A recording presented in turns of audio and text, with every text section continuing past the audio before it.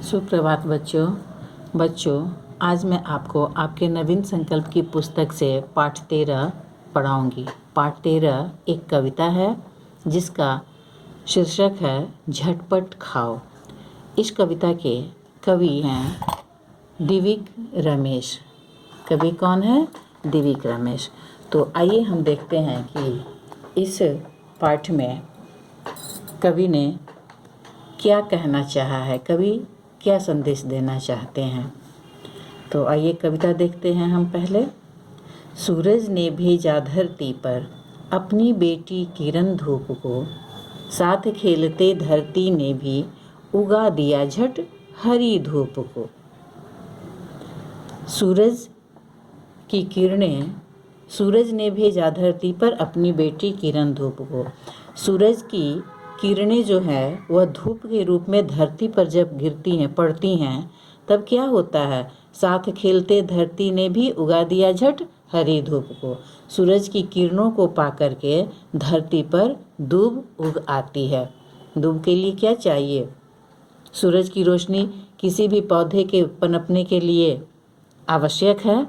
तो सूरज की रोशनी पाकर, धूप पाकर दूब उग आती है। दूब के उगने के पश्चात क्या होता है? देखिए, दूब उगी तो देख गाय ने, हिला हिला मुँह उसको खाया, उसको खाकर खूब ढेर सा दूध थनों में उसके आया। जब दूब उगी तो हरी हरी दूब का क्या हुआ? उसे गाय ने खाया। गाय घास खाती है, आप सबको पता है। गाय के घास खाने के पश्चात क्या हुआ? फिर देखिए, दूध मिला तो दादी माँ ने, गाय ने घास खाया तो घास खाकर क्या हुआ? गाय ने ढेर सा दूध दिया। स्वाभाविक है, गाय चारा अच्छा खाएगी तो दूध भी देगी अच्छा खासा। तो गाय ने ढेर सारा दूध दिया। गाय के ढेर सारे दूध से फिर क्या हुआ?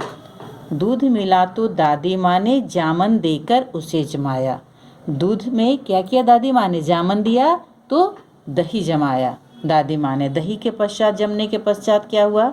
दही जमा तो माँ ने उसको खूब बिलोकर माखन पाया। दही को बिलोकर, उसे मथानी से मथ कर, आपने अपने गांव में दादी को या माँ को, किसी को अपने घर में देखा होगा दही से मक्खन निकालते हुए। बिलोकर यानी कि क्या? मथ करके, खूब मथ करके माँ ने दही से माखन निकाला। तो आपने देखा, दूब उगी तो उसे गाय ने खाया। गाय ने खा करके ढेर सारा दूध दिया। दूध से दादी माँ ने दही जमाया और दही को बिलोकर माँ ने मक्खन निकाला। इसके पश्चात क्या हुआ? देखा माखन तो मन बोला, भैया झटपट इसको खाओ, ताक रहे क्यों खड़े देर से, मत इसको इतना पिघलाओ।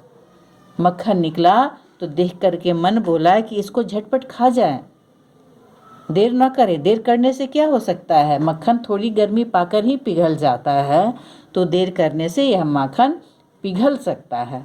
इसके पश्चात क्या हुआ? पर बोली माँ इसको खाकर हाथी से तगड़े हो जाओ। माखन खाने से क्या होता है? हम तगड़े हो जाते हैं, बलवान हो जाते हैं। तो माँ ने क्या कहा कि इसे खा करके हाथी जैसे बलवान हो जाओ, तगड़े बलवान हो जाओ। मैं बोला माँ लेकिन पहले सूंड कहीं से तो लाओ। हाथी बनने के लिए तो सूंड आवश्यक है ना। तो बच्चे ने ठिठोली की माँ से कि लेकिन हाथी बनने के लिए तो पहले से कहीं सूंड लाना पड़ेगा।